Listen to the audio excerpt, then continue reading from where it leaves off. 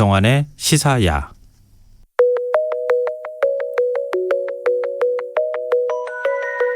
문경수의 우주로 가는 밤.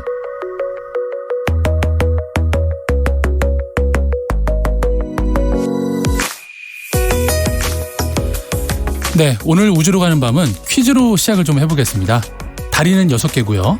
눈은 23개. 무게가 950kg 나가는 무생물은 무엇일까요? 다리가 6개라고 해서 검인 줄 알았는데 눈이 23개, 무게가 950kg이다? 이거는 외계 생명체라고 밖에 볼 수가 없을 것 같은데요. 네. 그 정답은 내년에 화성으로 갈 화성 탐사선 마스 2020의 스펙입니다. 네, 2012년에 화성에 도착한 화성 탐사선 큐리오시티의 새 모델인데요.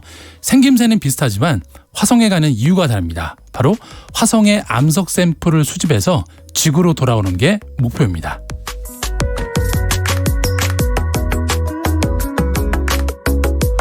오늘도 흥미로워지는데요. 우주로 가는 밤, 오늘은 새로운 미션을 위해 마무리 준비 중인 화성 탐사선에 대해서 알아보도록 하겠습니다. 문경수 과학탐험가 나오셨습니다. 안녕하세요. 네, 안녕하세요. 950kg 살아있는 생명체가 950kg이고 눈이 23개나 달려있고 다리는 6개다. 네. 이런 진짜 외계인이 있을까요? 만약 그런 생명체가 지구에 있다라면 코끼리와 거미를 합치면 그렇게 되죠. 코끼리와 거미를 합친 네. 동물. 그러지 않아도 영구 동토층에 있었던 네. 그 늑대가 이렇게 그렇죠, 얼마 전에 발견이 됐다면서 사진을 제가 오늘 봤거든요. 네. 이게 늑대인지 사자하고 섞어놓은 건지 덩치가 어마어마하게 크더라고요. 네, 저도 사진으로만 접했었는데 네. 정말 신기했습니다. 그러니까 외계에 그런 생명체가 없으리라는 것도 없겠죠. 어딘가 그렇죠. 있을 수도 있겠죠. 충분히. 네. 근데 그 외계 생명체 얘기가 아니라 네. 화성 탐사선 얘기를 이제 오늘 해야 되는 건데요. 네, 그렇습니다. 근데 이전에도 마스 2020에 대해서 이제 얘기해 주신 적이 있잖아요. 간단하게. 네, 그렇죠. 오늘 이제 마스 2020의 어떤 부분에 대해서 얘기를 해 주실 건가요? 네, 일단 그 마스 2020 탐사 로버가 내년 7월에 발사를 예정을 앞두고 있거든요. 네. 그러다 보니까 최근 들어서 본격적인 조립 작업을 시작을 해서 많은 주목을 받고 있는데요. 네. 오늘은 좀 그 준비 과정과 그리고 이 마스 2020이 어떤 미션을 수행하는지 그런 것들을 관점으로 좀 소개를 해드릴 건데 사실 국내에 나사 뮤지엄 얼라이언스라는 그 그룹이 있습니다. 주기적으로 그 나사 화성 탐사 미션에 참여 중인 한인 과학자들과 국내에 있는 전문가들이 컨퍼런스 콜을 통해서 이 우주 탐사에 대한 다양한 이슈들을 좀 논의를 하고 있는데요. 오늘은 그 과정에서 나왔던 언론에도 많이 공개되지 않았던 그런 부분들까지 좀 청취자 여러분들한테 소개를 드릴까 합니다. 그럼 거기 직접 참여하신 거예요? 네, 저도 참여해서 주기적으로 컨퍼런스 콜을 하고 있습니다. 지금 기사 안 나온 거죠? 네. 우리가 지금 최초 공개하는 그렇죠. 거죠? 네. 단독입니다. 네. 잘 들어주십시오, 청취자 여러분들. 우선 마스 2020 미션에 대해서 좀 설명을 해주세요. 네, 일단 그 앞서 말씀드렸던 것처럼 내년 7월에 발사가 되고요. 그리고 2021년 2월 달에 화성에 착륙을 하는 게 목표로 진행을 하고 있는데 실제 그 현재 화성에서 미션을 수행 중인 이 큐리오시티 로버의 새 모델이라고 보시면 되는데 네. 사실 공식 프로젝트 명칭은 마스 샘플 리턴 미션입니다. 바로 화성에서 암석 표본을 가지고서 지구로 귀환하는 프로젝트고 내년을 시작으로 해서 총 10년 동안 10년 안에 이 샘플을 지구로 가져오는 것을 목표로 하고 있습니다. 거기에 이제 한국 과학자들이 참여하고 있다. 네, 많이 참여하고 계십니다. 근데 그 과학자들이 참여해서 만든 그룹이 네. 나사 뮤지엄 얼라이언스라고 한다고 말씀하셨잖아요. 네.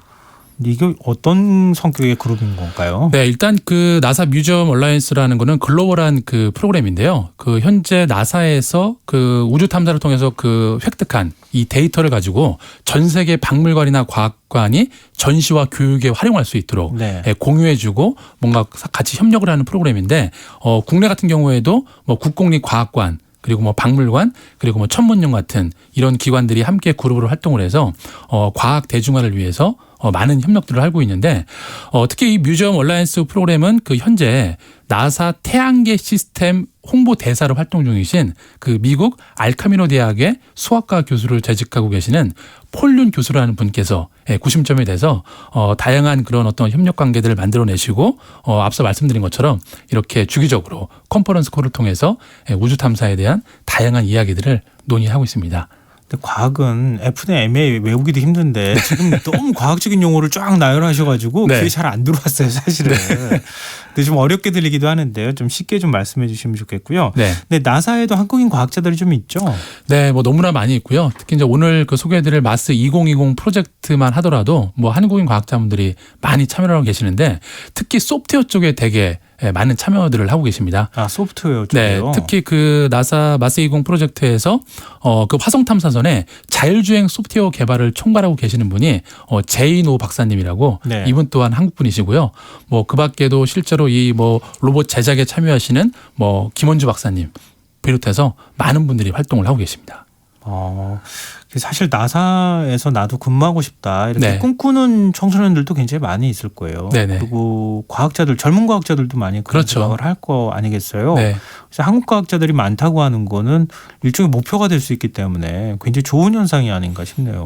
그렇죠. 그 사실 좀 전에 설명드렸던 이 제이노 박사님 같은 경우에는 원래 소프트웨어를 전공하신 분이 아니고요. 원래 대학에서는 영문학을 전공하셨는데, 영문학요? 네, 영문학을 전공하시고 미국으로 유학을 가셨다가 네. 이 소프트웨어가 그 어떤 그 가능성 그런 것들을 보시고서 소프트웨어를 다시 전공을 하셔갖고 지금 뭐 나사 이 화성 탐사선에 큐리오시티뿐만 아니라 이전에 그 화성에 갔던 뭐 오퍼튜니티라든지 이런 탐사 네네. 로봇에 들어가는 이런 자율주행 소프트웨어도 전부 개발에 참여하셨기 때문에 정말 다양성의 극점이라고 볼 수가 있죠. 근데 저런 과학자분들이 많이 있으시다가 네. 나중에 우리나라에서 이런 탐사선 같은 거 보낼 때 다 데리고 와 버렸으면 좋겠네요. 아무래도 협력이 많이 될 겁니다. 네. 그리고 화성에서 암석 샘플을 갖고 오는 프로젝트다 네, 이렇게 네. 말씀하셨는데요. 그러니까 지구로 이렇게 갖고 귀환하는 게 네. 우리가 이렇게 말은 쉽지만 그렇죠. 가는데 1년 오는데 1년이라고 하잖아요. 네네.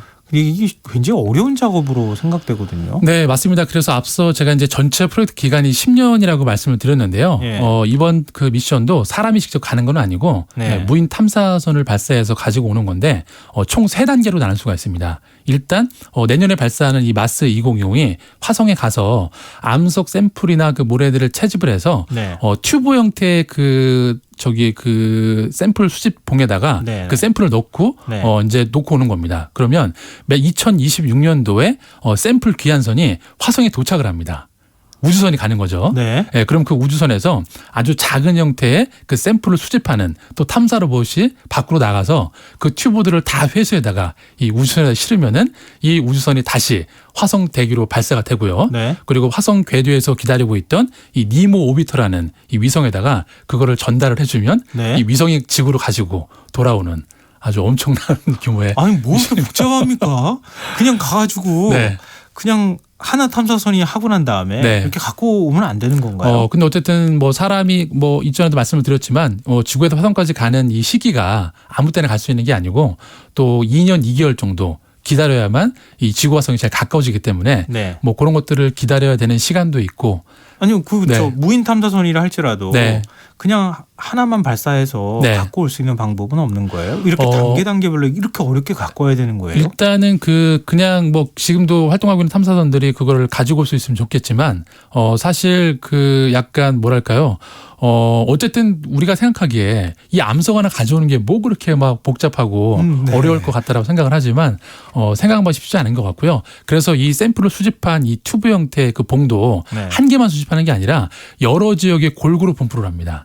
나중에 뭐 화성에 뭐 대기나 바람이 불어서 그게 날아가 버리면 갔는데 없으면 또 안 되니까 네. 이렇게 여러 가지 그 상황들을 고려해서 이렇게 3단계에 걸쳐서 샘플을 가지고 오는 지금 계획을 갖고 있습니다. 그러니까 화성으로 쏘려면은 탐사선을 실어서 쏘아 보내는 것도 쉽지 않은 일이고 그렇죠. 네. 엄청나게 많은 그것도 에너지가 드는 거고 그렇죠. 만약에 탐사선이 내려갔다 하더라도 네. 그게 또 스스로 발사해서 올라와야 되잖아요. 그렇죠. 그게 지금 없다 보니까 네, 그게 안 되니까 네. 샘플 귀환선을 따로 만들어야 되는 이렇게 단계별로 별도로 네. 다 이런 것들을 귀환선이다, 뭐 다 네. 탐사선이다 이렇게 만들어야 되는 거 아닌가 생각이 드는데, 네. 근데 저도 뉴스를 봤는데요. 이번 미션에는 뭐 드론이 쓰인다고. 네, 맞습니다. 그 이번 미션에서 이 드론이 아주 중요한 역할을 담당을 하고 있는데요. 지난 3월에 실제로 화성 환경이랑 똑같은 그 대기 형태로 그 구해놓은 이 진공 상태 챔버에서 비행 시뮬레이션을 성공적으로 마쳤습니다. 네, 그래서 이제 화성에 가서 정찰 미션을 수행을 하게 되는데요. 만약에 이 미션이 화성에 가서 정상적으로 작동을 한다라면 네. 1903년에 라이트 형제가 예. 인류 최초의 비행을 성공한 이래 지구가 아닌 다른 행성에서 최초로 비행체가 하늘을 다니게 될 그런 거를 좀 전망을 하고 있죠. 이게 프로펠러 같은 게 달려 있는 건가요? 그렇죠. 드론이? 네, 프로펠러죠. 근데 공기도 없는데 어떻게 프로펠러가 그 물체를 띄울 수가 있어요? 네, 아주 뭐 중요한 질문을 하셨는데 저희가 생각만 하기에는 그냥 뭐 드론 그냥 화성에 가서 비행하면 되는 거 아니냐라고 생각을 하지만 네. 아시는 것처럼 아무리 작은 비행체라도 반복적으로 상승과 하강을 하려면 이 양력이라는 힘이 필요합니다. 그렇죠, 그렇죠. 네, 그런데 화성은 안타깝게도 지구 대기 밀도의 1%밖에 되지 않기 때문에 네. 비행을 할 수가 없거든요. 그래서 이 화성 탐사 드론은 모양이 조금 독특한데요. 프로펠러가 아래 위로 두 개가 달려 있습니다. 네. 네, 그래서 두 프로펠러의 회전 방향을 서로 반대로 해서 인공적으로 양력의 힘을 만들어서 비행을 하기 때문에 단순히 그냥 뭐 비행체 하나 띄우는 정도가 아니라 거기 넘어서야 될 이런 과학적 문제들이 많이 있는 거죠. 그 말씀 드리니까요. 네. 그 로켓 얘기하면서 네. 로버트 고더든가요? 네, 맞습니다. 로켓의 아버지 그렇죠. 정도. 네. 그분이 처음에 네. 그 액체 연료 로켓을 네. 만든다고 했을 때 뉴욕타임즈인가 이건 미친 짓이다. 그렇죠. 대기가 없는데 어떻게 하늘로 쏠 수 맞습니다. 있겠냐? 네. 뭐 이렇게 얘기를 했다고. 네. 그랬다가 나중에 고더드가 사망하고 난 다음에 네. 사과 기사를 실었다고. 맞습니다. 그런 얘기도 네. 있거든요. 정확히 기억하시네요. 근데 그거랑 비슷한 거네요, 사실은. 네, 비슷하죠. 사실 이게 뭐 그 이전부터도 뭐 여러 번의 비행체 실험에 대한 어떤 뭐 기술 개발이나 테스트를 했었는데 사실 가장 현실적인 거는 드론을 비행을 하는 게 또 최근 몇 년 사이에 드론 기술이 많이 발전을 했잖아요. 네. 네, 그래서 이번에 좀 실현이 되지 않나 그런 기대들을 하고 있습니다. 근데 우리 요즘에 이제 드론 많이 쓰고 있지만 네. 이런 드론 같은 경우에도 사실 그렇게 높이 오랫동안 날지는 못하잖아요. 네, 그렇죠. 근데 이런 화성에서 쓰는 드론 같은 경우에는 에너지도 훨씬 더 많이 들고 그럴 텐데 수명이 되게 짧으면 또 소용이 없는 거 아닌가요? 네, 아주 뭐 정확히 또 지적을 하셨는데 사실 수명은 길지는 않습니다. 그래서 원래 이 화성 탐사 그 드론도 화성에 가서 총 4번의 비행을 하는 걸로 미션을 설정을 했는데요. 그래서 한 번 비행을 할 때마다 약 5분에서 10분 정도 비행을 하고요. 그리고 원래는 그 H덩초에는 그 이 드론이 비행을 하다가 다시 착륙을 할 때는 이 탐사 로봇의 위에 그냥 장착을 해서 다시 탐사 로봇의 동력을 쓰려고 했는데 아무래도 리스크가 많다 보니까 이제는 분리해서 이 드론에 달려 있는 태양광 전지판으로 자체적으로 연료를 만들어서 총 4번 정도 비행을 한다라면 나사는 충분히 가치가 있다. 이렇게 판단을 하고 있는 거죠. 크기가 큰가요? 드론이? 크기가 크지 않습니다. 실제 지금 뭐 검색을 해보시면 실제 모양이 나오는데 실제 몸체의 크기는 뭐 주먹 서너 개 정도 합친 것밖에 안 되고요. 아, 그렇게 작아요? 네, 작죠. 아무래도 뭐 비행을 해야 되니까 네. 대신에 프로펠러 길이가 거의 1m가 넘어갈 정도로. 예? 그러니까 1분당 약 4,500 rpm 정도를 확비해야 되기 때문에 일단 프로펠러가 길고 많이 돌려야지만 뜰 수 있으니까 지구랑 전혀 다른 형태로 디자인이 됐다라는 거죠. 아, 양력을 일부러 만들어야 되기 때문에 그렇죠. 그렇게 그 날개가 크게 있어야 네. 되는군요. 맞습니다. 그럼 굉장히 좀 기형적인 모양인 것 같아서 좀 특이한데요. 네. 그러면은 마스 2020은 네. 암석 샘플을 갖고 귀환하는 거 말고 또 다른 어떤 임무가 있습니까? 네, 기본적으로 이제 그 이전에 갔던 큐리오시티가 갖고 있던 실험 장비들을 다 장착하고 있는데요. 특별히 그 주목할 만한 장비가 하나 있는데 영어로 좀 길기 때문에 약어로 얘기하자라면 몫이라고 불리는 장비가 있는데요. 이 장비는 뭐냐면 화성 대기에 이산화탄소가 많다 보니까 이 이산화탄소를 포집을 해서 이산화탄소를 수소와 산소로 분리해내는 장비입니다. 즉 산소를 만들려는 장비라는 거죠. 네네. 네, 그래서 만약에 이후에 인간이 화성 이주나 뭐 화성에 가서 탐사를 했을 경우에 예. 인간이 우주인이 호흡할 수 있는 네. 최소한의 산소의 양을 만들 수 있는 거를 이번 그 마스 20의 몫이 프로젝트를 통해서 한번 테스트를 해보는 거죠. 아, 실험을 해봐서. 그렇죠. 그러면 산소를 만들 수 있다. 네, 아, 이 정도의 이산화탄소로 요만큼의 산소를 그렇죠. 만들 수 있다. 네. 그러면 다음번에는 그 장치를 큰 걸 갖고 가서. 뭐 그럴 수 있을 겁니다. 네, 그럼 그 다음에 유인 우주선을 보내는 그렇죠. 거예요. 네, 그런 단계가 필요한 거죠. 그 굉장히 흥미로운데요. 그거는 진짜 그러면 나중에 마션인가요? 거기 네. 나오는 것처럼 감자 심어가지고 키우는 그런 시대를 우리가 또 볼 수도 있지 않을까? 네, 뭐. 그런 게 좀 기대가 되는데요. 네. 또 다른 미션 같은 게 있습니까? 그거 말고. 일단은 그 기존에 갔던 그 큐리오시티 장비보다 이 보완된 장비들이 많이 있는데요. 이 마스 20의 팔에 해당되는 그 팔 끝에 그 셜록이라는 셜록 많이 들어보셨죠? 네, 셜록이 홈즈, 명탐정 홈즈인데 그 셜록이라고 불리는 그 암석의 성분을 분석하는 장비가 있습니다. 근데 그 셜록이라는 장비의 성능이 많이 업그레이드가 됐고요. 그리고 무엇보다도 셜록 혼자 그냥 다가가서 암석을 보고서 성분을 분석하는 게 아니고 또 그 옆에 약간 움직이면서 이 셜록이 그 분석할 만한 그 암석을 찾는 데 도움을 주는 그런 장비가 달려가는데 그 장비의 이름이 그 셜록을 도와주는 그 이름이 뭐였더라? 갑자기 기억이 안 나요. 홈즈는 아니고요. 네. 그 저기 셜록이랑 같이 다니는 그 파트너 친구, 의사 친구. 네, 그 사람의 이름이 붙었습니다 이번에는. 셜록과 그 자기 파트너가 둘이 똑같이 화성에 가서 그 미션을 수행하는 거죠. 근데 하필이면 왜 셜록이라는 이름을 붙였는지도 궁금한데. 그 이유가 있는데요. 이 마스 2020도 나사 혼자에서 만든 게 아니고요. 총 뭐 16개의 나라에서 같이 협력을 해서 만들었기 때문에 이 장비를 만든 나라는 바로 영국입니다. 그것도 그렇게 우리도 하나 만들어가지고 어떻게 이름을 붙이면 어떨까? 길동으로 붙일까요? 그것도 괜찮은 방법인데 참 우리도 이런 데 한번 참여해가지고 그렇게 뭔가 기록 같은 걸 하나 남겼으면 참 좋겠다는. 네, 저도 기대하고 있습니다. 네. 그거는 문탐험가가 하셔야죠. 네. 그리고 나사에서 마스 2020에 관심을 유도하기 위해서 굉장히 재미난 이벤트를 준비하고 있다고요? 네, 지금 한 달 정도 지금 진행이 되고 있는데요. 그 화성에 이름 보내기라는 이벤트를 하고 있습니다. 그래서 뭐 아무 포털 사이트에다가 Send your name to Mars. Send your name to Mars. 마스라고 검색을 하시면은 그 사이트가 나오는데 거기에다가 국가명이랑 이름 그리고 이메일을 입력하시면은 실제 화성 탐사 탑승권이 발권이 됩니다. 네. 그래갖고 이제 그 발급된 그 탑승권은 이 전자칩에 다 기록이 돼서 실제 마스 2020에 탑재가 돼서 화성으로 날아가게 되고요. 그런데 그 지금 순위가 계속 랭킹이 되고 있는데 일단 현재 가장 많은 신청을 한 나라가 터키인데 무려 250만 명이 신청을 했습니다. 250만 명이요?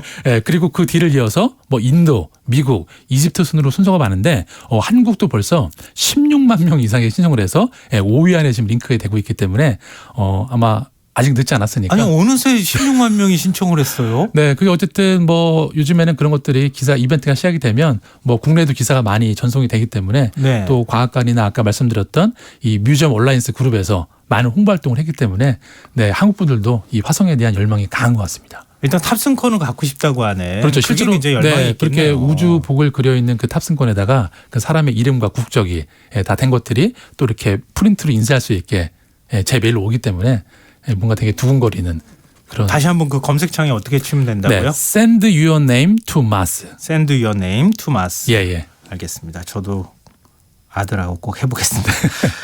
오늘은 마지막으로 이제 거의 끝날 시간이 다 됐는데요. 어떤 곡을 선곡을 좀 하셨어요? 네, 저는 이번에 오늘의 그 신곡한 노래는 비틀즈의 Across the Universe라는 노래인데요. 이 탑승권 그 발급 이벤트를 보면서 그 인류의 그 어떤 그 우주에 대한 열망이 정말 이 우주를 횡단하는 만큼 많이 확산되기를 바라는 마음에서 이 노래를 선곡해봤습니다. 정말 이거 아시는 분들 굉장히 많을 거예요. 그렇죠. 노래. 우주를 건너라고 해석해야 되나요? 그렇죠. 네. 정말 그런 날이 빨리 왔으면 좋겠습니다. 오늘도 굉장히 흥미로운 시간이었습니다.